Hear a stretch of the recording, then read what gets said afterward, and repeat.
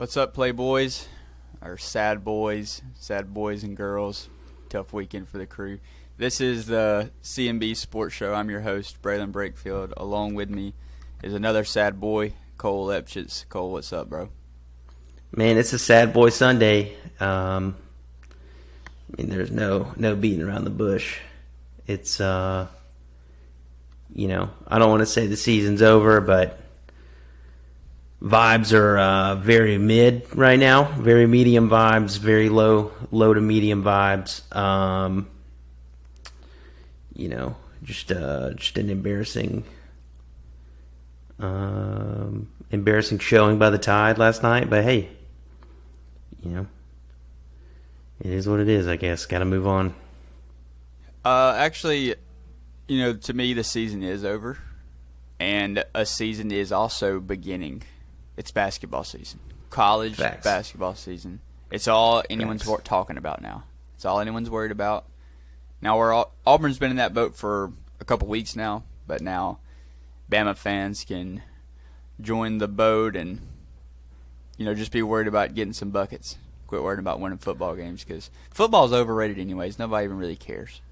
Yeah, it's definitely overrated, especially when you have a dirtbag like Bill O'Brien affiliated with your team. That's when you're taking it too serious because you never really had a shot anyways. So yeah, I'm really looking forward to basketball season. I think Alabama's going to be pretty good this year. I'll be honest, I don't really know. I kind of just go into basketball season blind every year and just with a blank slate ready to go. I know Nate Oates is an absolute dog, and we're going to, at least be competitive, which is cool, to be a football school. And, yeah, I'm excited for it. Yeah, I think you're ranked around like the 20th area. Yeah, somewhere I think around we're 20. in there. I think we're 20th exactly. So I'll take it. Respectable. And Alabama's doing something I like in the beginning of their schedule, playing a lot of local teams, a lot of in-state teams, which I like to see. It's easier on your guys, less travel, and I don't know. I just like to see that. I like to see Auburn playing UAB in basketball, and I think y'all play Troy or y'all play South Alabama and Jacksonville State.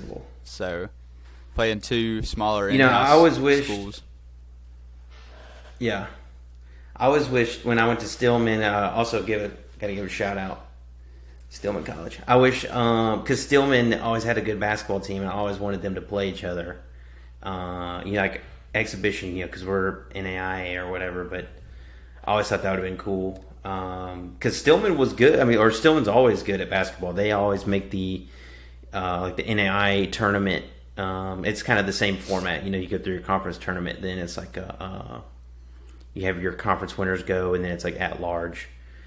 So it's still the same format as the NCAA, but they're super good. So I always wanted to see them play each other. I always thought that would have been cool. But yeah, I think it is cool kind of playing local teams, especially in sports like basketball and baseball and softball.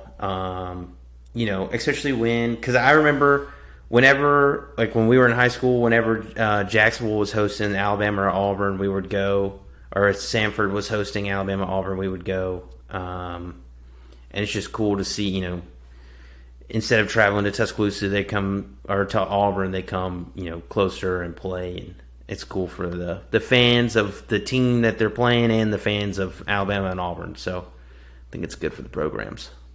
Yeah, because at the end of the day, you might have ties to a UAB or a Jackson State or Jacksonville State or Troy or something like that. If you went to school there, but at the end of the day, you're an Auburn or an Alabama fan.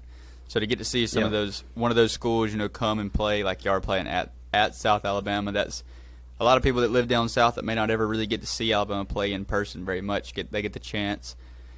Probably a packed out house fight, I guess. We saw that it holds 10,000, so it probably won't take much to fill that thing up. Yeah, for sure. For sure.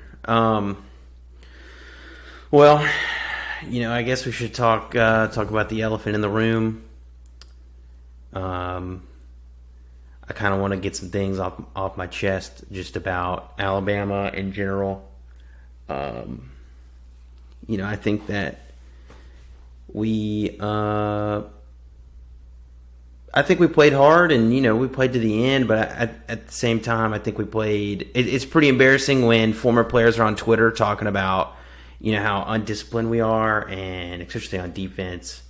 And they obviously know what they're talking about. I mean, they have been there and done that, and they're playing it at a higher level. And when you see guys on Twitter talking about just kind of how bad we are and how it's embarrassing, it really kind of brings the vibe down around the program. And I think it says a lot about coaching. Even from the coordinators up to Nick Saban, I think Nick Saban's allowed too much to kind of go on, like too much mediocrity to go on, and maybe he has kind of lightened up. And I think it's time for him to bring the hammer down, maybe kind of get these coordinators out of there and get some new guys in, give somebody else a chance. Yeah, and I think it's something you got to start thinking about. Like, how many times, does Saban want to rebuild again with new coordinators and keep installing stuff? Because obviously the two coordinators you got right now, they've got to go. They're not the answer, and that's really been Saban's. He's better at getting recruits and getting great coordinators. He's better at that than anybody in the country. We saw it when Dabo kept his guys. He kept Venables for forever, and that helped him so much. It's something you have to have. You got to get in the talent, and you have to keep coordinators who, know the way things are ran, because the head coach can only do so much. There's 70 guys on a team. You're probably playing 40 or something guys consistently. So there's too much for one guy to handle. You got to have, a great offense coordinator, a great defense coordinator that can control, about 30% of everything going on. And the Alabama team is very undisciplined. I don't know who to blame for that. But at the end of the day, Alabama's still a good team. The problem is, since Saban's got there, you've been used to being a great team. It's okay to lose 2 road SEC games in a year. It is tough to win those games. I think it says more for sure about Alabama to go into LSU. LSU is underrated. Daniels is way better than he's getting his credit for, because they lost first game of the year and everybody just kind of quit talking about him. Losing to LSU at home is okay. Losing to Texas A&M on the road is okay. Losing to Tennessee, especially this year on the road, it's fine. The problem is your expectations are so high to where it's Super Bowl or bust every single year. It's the same thing. And I can say this because as a Yankees fan, the Yankees finished second in the American League this year, and everybody says they choked in the playoffs. They lost to the team that won the whole thing, and everyone says they choked. Tennessee's going to be in the mix for the playoffs. LSU's going to be probably the first team left out of the playoffs, and that's going to be your 2 losses, and that's still a really good year. Yeah, when I was sitting in the shower last night with all my clothes on, just kind of thinking about the game, kind of replaying everything in my head, it really kind of brought me back down to earth, thinking about how nothing is forever, and it took 2 of the most intimidating environments for us to drop these 2 games by a total of 4 points at 3 at Tennessee and then 1 at LSU. So, and it's been over a decade for both venues for us to lose there. So that's kind of where I'm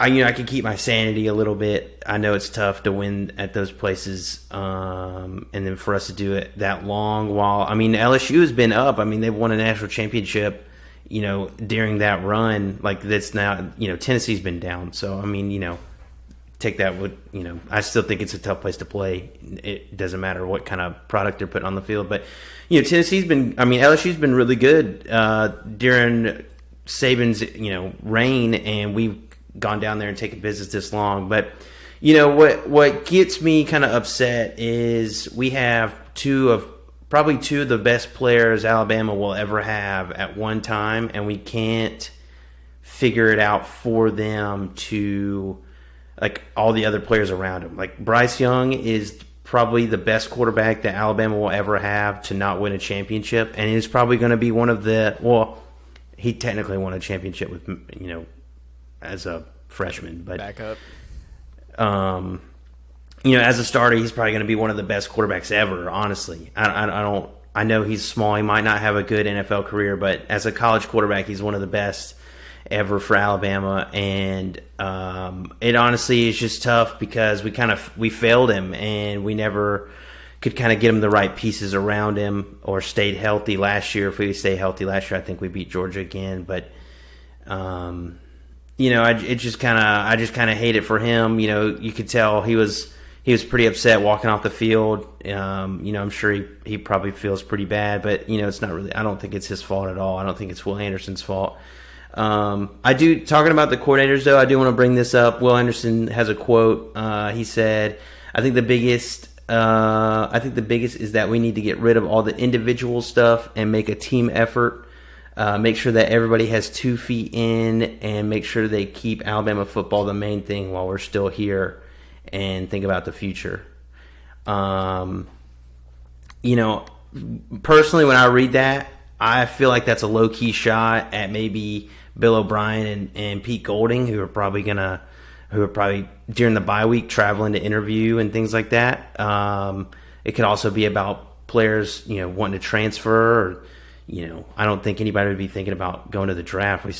Before yesterday we controlled our destiny, so I don't think it's anything like that. But that's just an interesting quote from Will Anderson.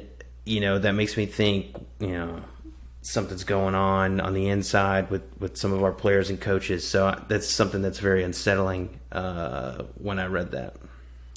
Yeah, or it could be, this is the first time Alabama's been in this situation in a long time to where the rest of your games really don't matter. Like, you're not going to make the playoffs. I mean, if you made the playoffs, it would be by miracle.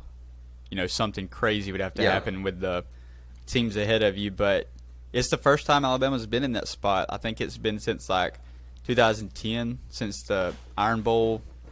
Won't be deciding for Alabama if they're going to the playoffs or not, or playing the national championship. So some guys may just give up, and you could get beat by everybody else the rest of the way, and that's probably what Will's trying to keep from happening. Just try to keep everybody, go out on top at least. Try to get 9 or 10 wins, and have something to hang your hat on.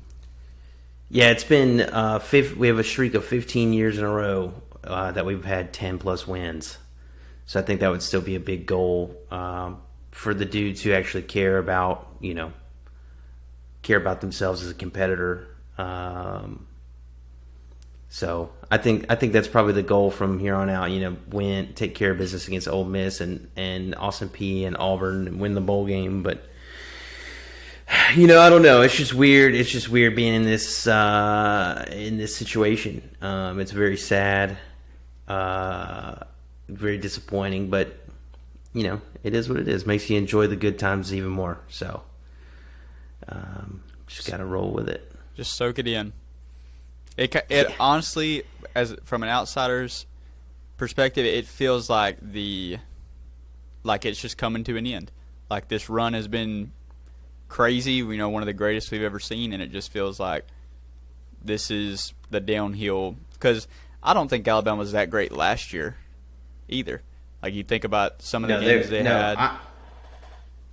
I said last year that was the worst team since 2007, and I think this year is probably even worse when I thought we were going to be so much better. But we had 2 dudes that were NFL wide receivers, and this year we don't have a single NFL wide receiver. So, I think it's crazy to say, but I think this year is even worse when I thought we were going to be, a dominating force this year, which is just crazy to think about. But yeah, so 2 of the worst teams since 2007. But I still think we're a good coordinator away from being back for at least a couple more years.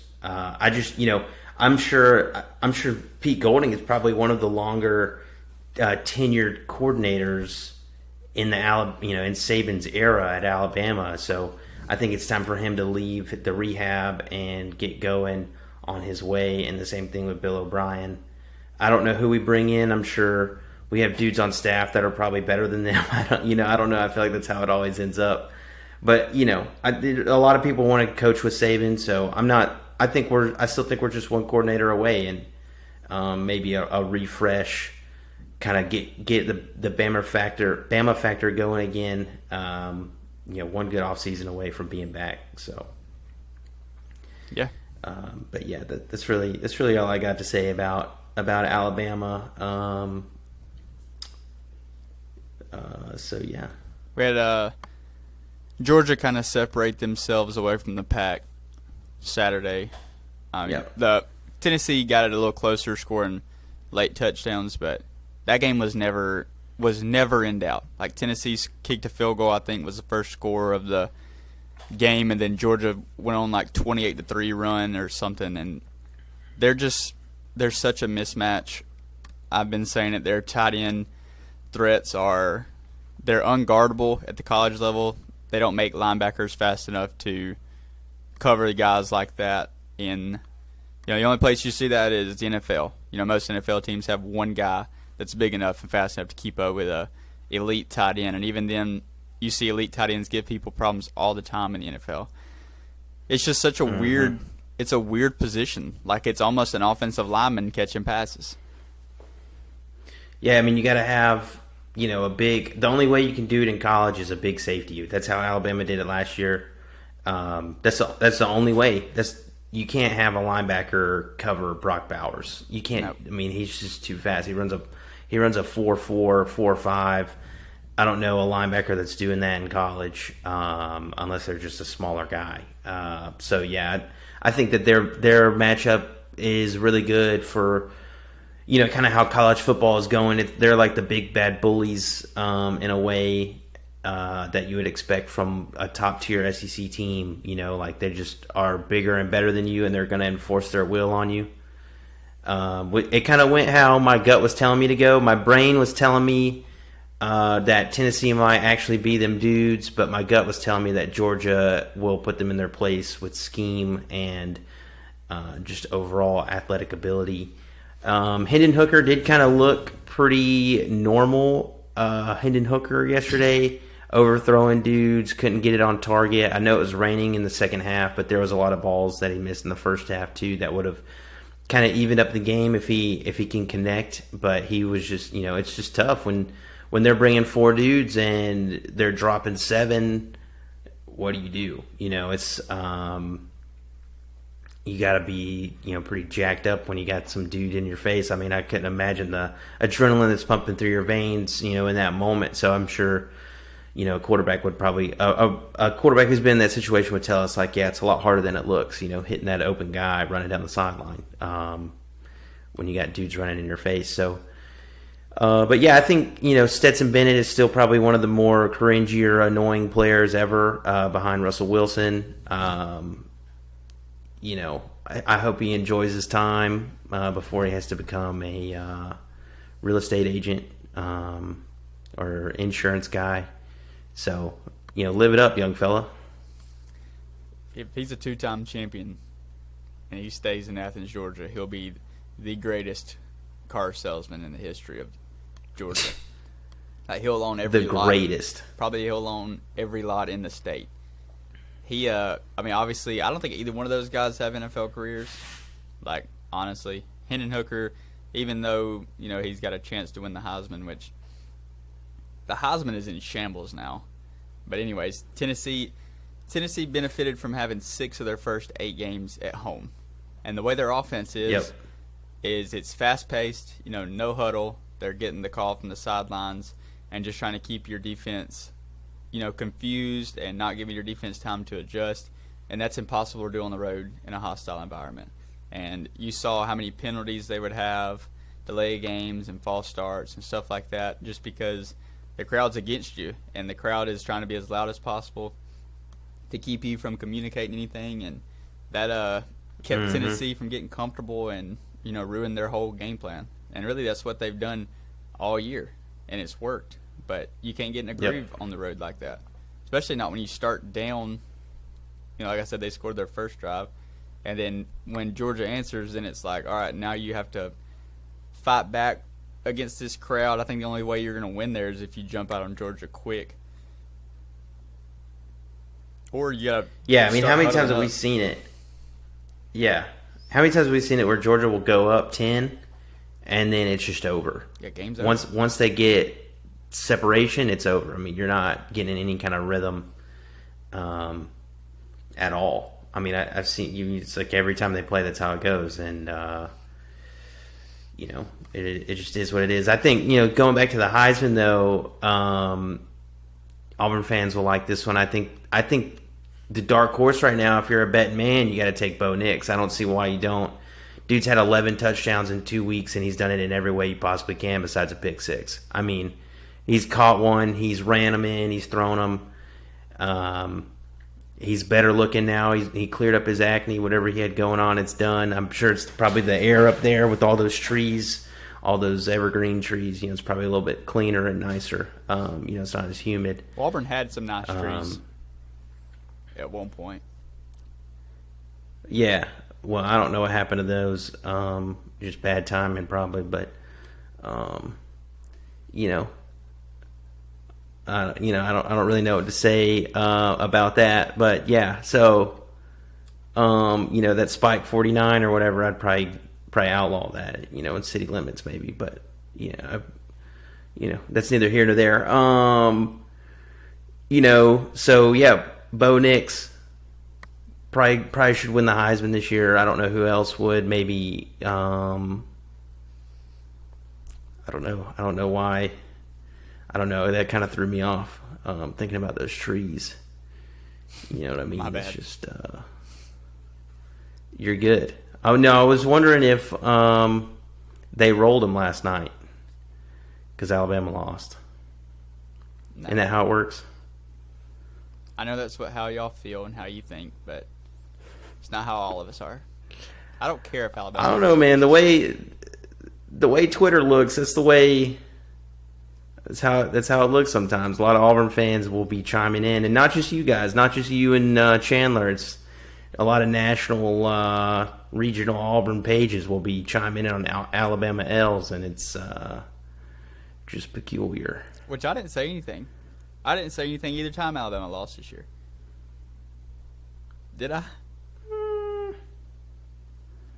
I mean, we could probably pull it up. I feel like I've defended Alabama over both losses. I mean, no, you have, and I do appreciate that. But I'm not maybe necessarily saying you, but there is a lot of hate from Auburn fans out there, and then Auburn fans they'll hit like that like, why y'all coming back at us? I see that a lot on Facebook and Twitter. I hate it when Alabama not going to name any names or nothing, because when Alabama loses, you have two sides of the spectrum, and they're the most annoying people in the world. You have the Auburn side of fans who are claiming a win when Alabama loses, and it's like, shut up. Like, your team is awful right now. There's no room to talk. And who cares if Alabama loses? If you're an Auburn fan, why would you care if Alabama loses to Tennessee or LSU? That doesn't benefit you at all. And then the other side is Alabama fans who are they are awful when they lose. Like, Alabama fans are just horrible, pathetic people when they're winning, but when they lose, the entire world is after them. Like, they're blaming every ref. I bet money they've Googled every ref's address. They're blaming all the coordinators. I have every ref's address before the season for this instance. I'm ready to send hate mail and stuff like that. Make some dirty voicemail calls. And that dude, I do want to call out that dude that was keeping our coach from getting off the field. That drunk guy. If you want to fight somebody, you can come see me. I pull that Mark Ingram, Mark Ingram tape. You can come see me outside the bank. Pull up at the bank. We like that. Like, come out from them parishes. Come up to these county country. See what's up. And I'm sure you'll be a lot more humble. That don't worry, I'm just Cajun. That don't work. anywhere outside of Louisiana. Okay, so come see me at Bryant Denny next year. Let's see what's good. But other than that, yeah. No, I'm with you. And at times I am that annoying Alabama fan that wants every call, and I feel like if you don't want every call, then what are you doing for your fandom? Like, why even be a fan? I'm pulling for my team. I want my team to get all the calls. I want my team to get bailed out by the refs, by the other team. I want them to just fumble it up and throw it up, and that's what I want. And if you don't like that, I'm not sorry. But I can get with some people take it a little bit too far. Actually sending hate mail and such to refs. So I don't know, but it is what it is. I guess I don't know. People are going to be who they are and poison trees and whatnot. And it's all the pictures. Like, there's the picture where he scores in overtime of the LSU guy with his hands on the Alabama player's back. And it's one still photo. And in that photo, he has his hands on the guy's back. If you were reffing a game off of still photos, that's an obvious blocking in the back. If you watch that play, actually watch the game and don't just sit there until the game's over. When old buddy turns his back to him, when he's going to block him and old buddy turns away from him, and it's just perfect timing, that still picture looks a lot worse than what it really was. I mean, did I get a noise complaint about that call specifically? Yes. And I still am going to stand that was a block in the back. Also, though, probably shouldn't have made it that far. So, I would have liked to get that call. I feel like, I hate to be this guy, but I feel like Alabama doesn't get away with something like that. We get called. I feel like every time, every kind of pick play we try to run gets called, LSU runs the exact same play. Clemson runs, no calls either time. It is what it is. I do, but in that one call, I would say I would like to get that block in the back call. But there was also some calls that went our way, like the illegal touching or whatever, or the dead ball with Latu's foot out of bounds. That was a very lucky call as well. So, I don't know. Even the tip pass. First, that was one of the more strange things I've ever seen in my life. Because that was weird. I think when you go back and watch the replay, I think it hit his finger. The weird part is, it's like it didn't hit his finger hard enough to change the trajectory of the ball. The ball kept spinning just like normal. And usually if it's deflected, the ball will alter a touch, and it didn't. But I do feel like his finger got bent back. First off, that's impossible to call real time. Second off, how did Brian Kelly see that? And then I don't think you can overturn that just because of what you called real time. And then, that was a crazy play. Yeah, no, I'm with you on that one. The first time I watched it, I thought I saw the finger go back, and then they showed it and they slowed it down even more. And the more I watched it, the more I didn't see the finger go back, and the ball didn't change. It was so weird. I still think the wide receiver was still just getting molested. So, I mean, I don't know if they changed the call to holding or something. I don't think that's a thing. But, I think there should have been a penalty either way. So, I mean, you know what I mean? It kind of bounced its way out. But, yeah, how does Brian Kelly see that from the sideline? Because there's no way that ball's getting thrown. I don't even know 50 miles an hour, and that dude is standing 3 yards away, and he tips it. There's no way you see that. How do you see it? The only way you know if you tipped it or not is if you felt it there, because the ball didn't even change at all. So, but yeah, no, we did. We got some lucky calls. That's why whatever. We should have. I think. I'm that kind of guy that I think that we shouldn't have even been in that situation kind of guy. There's a lot of things that we could have taken care of. If you're controlling what you can control,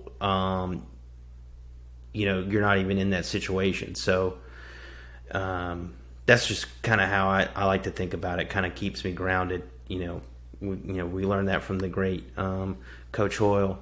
Control what you can control. And that's kind of how I go about my fandom as well, even though I do want some calls sometimes. The Auburn game, like I said, I've checked out weeks ago. As soon as the SEC championship or the national title isn't in contention, it's just kind of like the season's just a wash. Like, who really cares?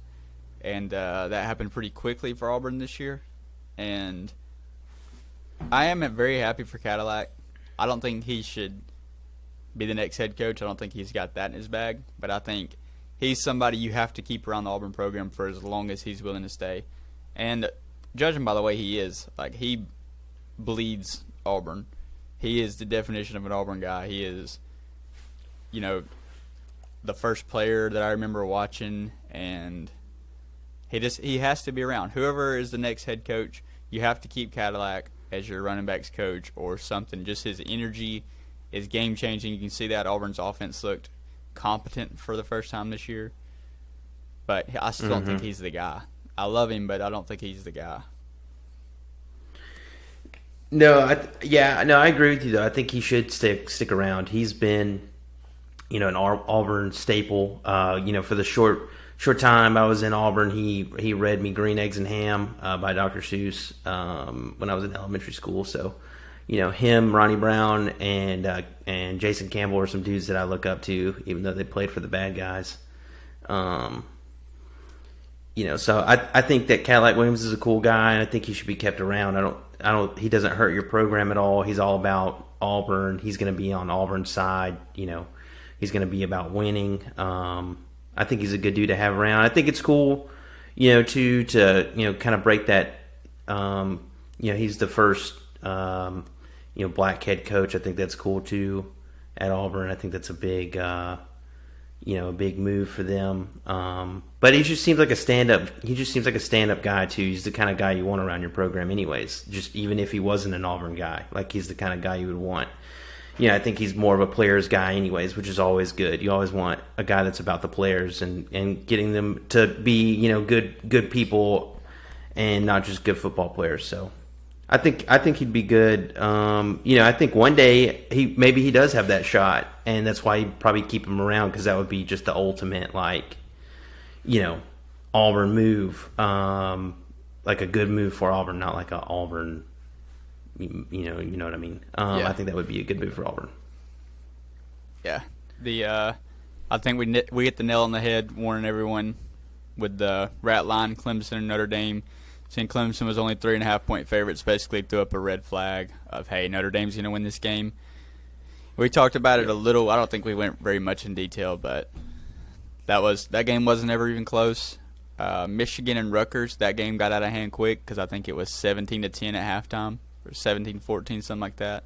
And the final was like 45-17, so that game went crazy. Ohio State was in a close game with Northwestern. They ended up winning by 2 touchdowns. So it was a crazy weekend. Like, at one point, you had the number 1 team, the number 2 team, the number 4 team, and the number, whatever Alabama was, 6, I think. All, like, on the verge of losing or losing. And I think TCU struggled for a minute, too. They only won by 10 at home against Texas Tech. I don't think Texas Tech is any good. But, TCU just keep, and I'll give it to them. Like, if you could go undefeated, props to you. It doesn't matter if you won every game by 1 point. Like, that's still impressive. I still don't think they're very good. I don't think Michigan's very good. But, if you're doing what it takes, then you're doing what it takes. And, I don't think anybody should be able to, take that from you. Yeah, when you think about how we've talked about matchups a good bit here recently, when you think about matchups, like Michigan's offensive line is so good that they can kind of bully teams with bad defensive lines and just impose their will on them. But when you match up with a team with a very good defensive line like Georgia has, Georgia would beat Michigan by 40 or so. Yeah. Just because they're a better version of what they are. You're not going to be able to do you're not going to be able to do much against Georgia's defense anyways. You're just going to have to play sound football and not give them anything. You have to bore them to death pretty much. And then you have to create turnovers. You have to make put Stetson Bennett in bad situations, which is tough to do. I mean, it's a hard thing to do. Hardly anybody has ever been able to do it. But it is possible. But that being said, nobody from the Big 12 is putting Stetson Bennett in bad, is giving him issues. Nobody from the Big 12. Nobody from the Pac-12. Nobody from the ACC. Nobody. You know, there might be only a few teams from the SEC. Only a few even have a chance. And I don't even know if this year, if there's any, to be honest. Missouri gave him issues, but I think that was more so of a sleep at the wheel. I hate to use that excuse. You know, you should go into every SEC game, tuned up, I guess. But whatever. They still did what it takes to win, so I still can't knock them. You know what I mean? Like, I think that's what it comes down to. And, seeing kind of how Alabama has not done what it needs to do to win games on the road, and if you can win any game on the road in the SEC, you did what it took, and that's all that matters. So, at this point, I don't think there's a single team on the planet that can give Georgia put them in any kind of bind, unless they just come in just dead, just flat. Yeah, which is possible, but it also could be possible that they just fell asleep at the wheel for 2 weeks and now they have revamped and, they're getting rolling at the perfect time because you only got to win, 3, 4, 6 more games? You win the whole thing. Yep. So, who's left on Georgia's schedule? Is Auburn still – they haven't played Auburn yet. They've already beat Auburn. Okay. I always thought that was at the end of the year. It's towards right in the middle. Because remember, you had the under, and they scored 40 in the fourth quarter. That's right. Oh, yeah, I was livid. That's right. Yeah, you were mad about it for 2 weeks. You're bashing Kirby Smart for running the score up. Yeah, because he thought that his team wasn't good enough, and he had to show out for the voters. And looking back now, it even looks even dumber because you didn't even have to do all that. You could have just made everybody happy with the under, and not paid attention to Vegas. But you just decided not to.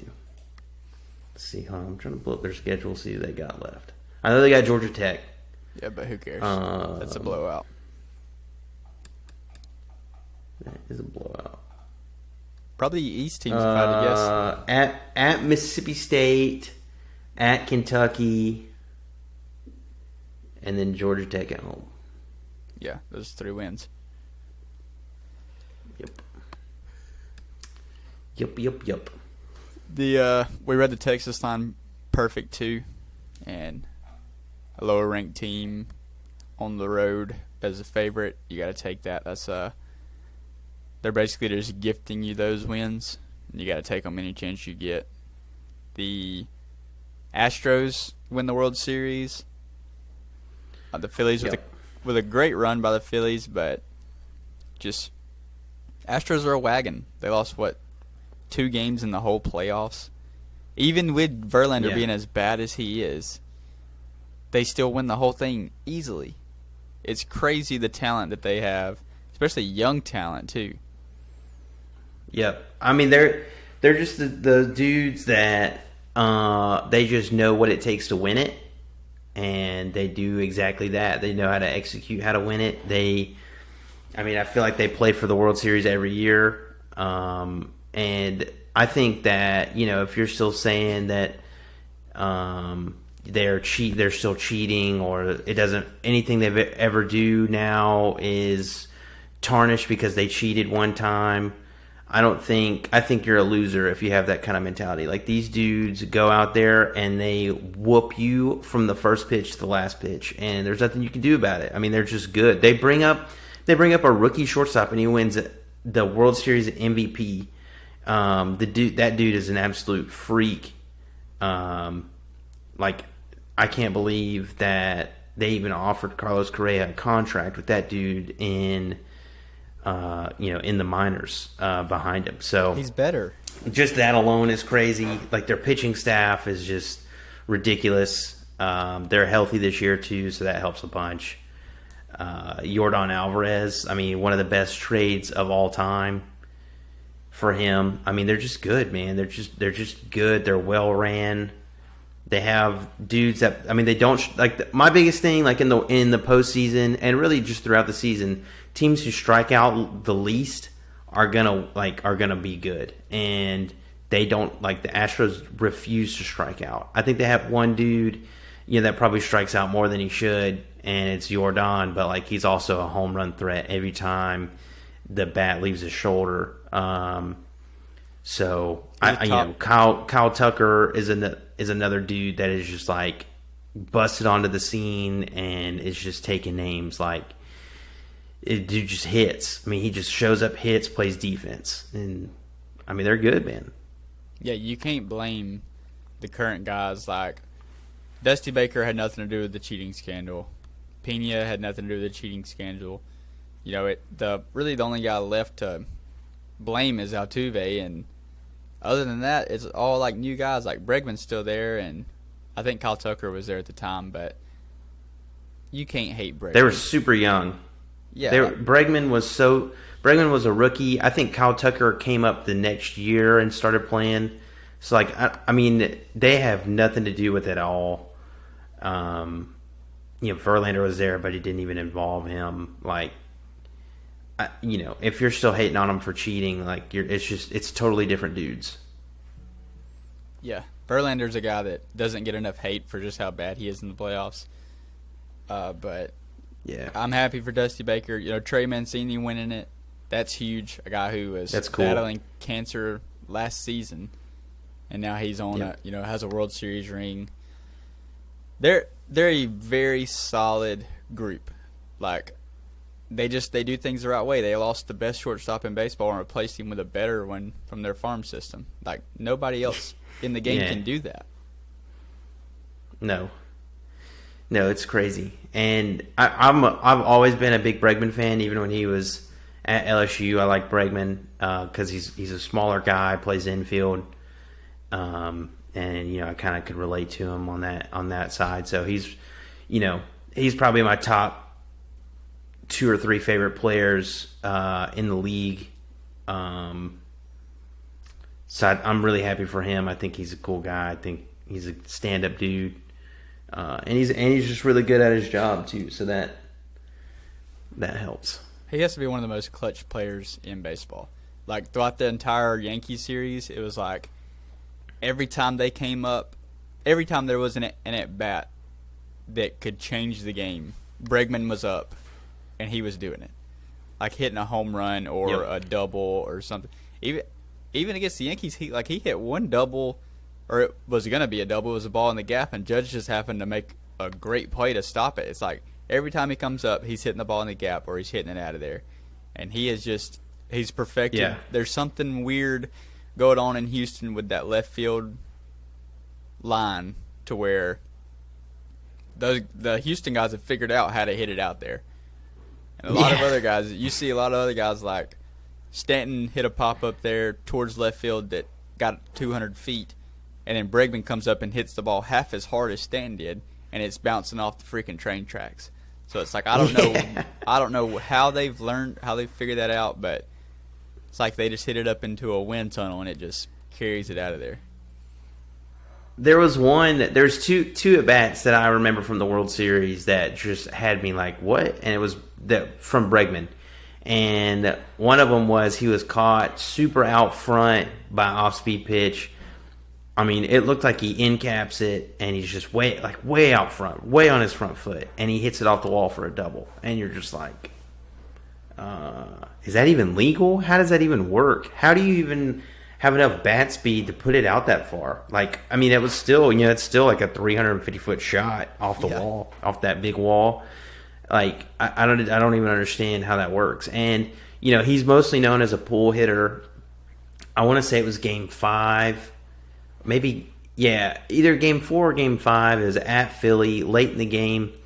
And I don't remember the scenario for sure, but it was a super clutch double. And everybody's kind of shifted over to the left. And he just shoots a ball, like, over the first baseman to right field, just out of nowhere, and hits a double. I want to say he cleared the bases or something, gave him the lead. And you're just like, how does he do that? I mean, this dude, like, because in the bigs, like, they like perfect their swing so well that like they're gonna do. They probably have a couple of things that they do, like they're gonna hit. They're gonna pull it or hit it up the middle. Like you don't really see anybody that sprays it like that, mid at bat. And I guess he just made his mind up, like, I'm gonna inside out, and whatever happens. I've been cutting the plate in half, and he just went that way, which is just, that's just a pro move. That's so tough at that level. It's just crazy. Just watching him hit is just, as a baseball swinging nerd, like it's just awesome. It's about as good as it gets. Which I guess this was well deserved for them. Honestly, when it's all said and done, this Astros core is going to end up being one of the greatest postseason. They might own every postseason stat that there is.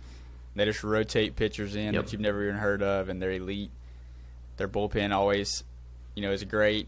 And, yeah, I'm sick and tired of them. I'm ready for all of them to retire. I'm ready for the Yankees to win one. I'm sick and tired of watching the Astros and everyone else have a turn.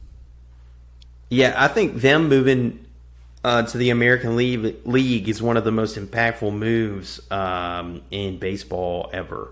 Yeah. I don't know exactly what year that was. I want to say like 20. It was like a weird, like it was later than I thought it was. It was like 11 or 12 maybe. And just have dominated. It took them a couple years, I guess, and then just have dominated ever since. Like 2016, I think, or 2015, they started making the playoffs and just started imposing their will. So it's crazy. I don't really know what else has happened. What else? I don't think anything, really. I don't know, man. There's really nothing that I can think of. I'm still just, I'm still lacking energy. I just feel like the vibe has been stolen from the room. I got to get my mojo back, like Austin Powers. The Houston SMU game, 140 points scored. I think it was like 77. Most ever, right? Yeah, that is ridiculous. 77. You score 63 and you lose by 2 touchdowns. That's insane. I'm fighting somebody. D coordinator, I don't know. I'm fighting somebody. Somebody's getting punched. Yeah, you're just begging somebody to make a tackle. They would have had to score at every drive. Yeah, that's crazy. Also, another video that's crazy about people scoring is IMG. I guess last week scored like 90 points in the first half of their game. They just canceled it. I don't even know. That clip of that was crazy. The center, somebody is fighting the center. The center missed like 20 snaps, and that's how they scored all of their touchdowns, was off of like missed snaps. Like just, there's no way the quarterback had any chance, which is crazy. At some point you got to figure it out, Yeah, that was pretty wild. And IMG is just always so good too. Like you just see their dudes. I don't even know. I don't really keep up. There's no reason to keep up with the high school team that much. But their running backs and wide receivers have to be going somewhere big every year. Yeah, they are like a which I guess that's smaller kind of the college. point. Yeah, so I don't know. I'm looking forward. I don't know when they play Bishop Sycamore, but I'm looking forward to that rematch. That's for sure. Well, keep y'all's heads up this week. It'll be okay. Your football team losing isn't the end of the world. I appreciate that. They'll get a win eventually. Just keep hanging in there. It ain't that deep. Joke about it. Have fun with each other. I don't know. I think it is deep for Bill O'Brien. I think he needs to go ahead and get out before, I catch him in the tunnel again. Like Michigan. But yeah, Michigan State. Other than that, yeah, it'll be just like that. Just like that. Me and about 20 of my boys just pulling up. What's good? Putting another dimple in his chin. Yeah, no, that's all I got, man. It's another sad boy Sunday, but we're all right, man. These sessions are therapeutic for me. I feel better about myself. Basketball's right here. I don't know what the Commanders' score is, but they were given a competitive run at one of the best quarterbacks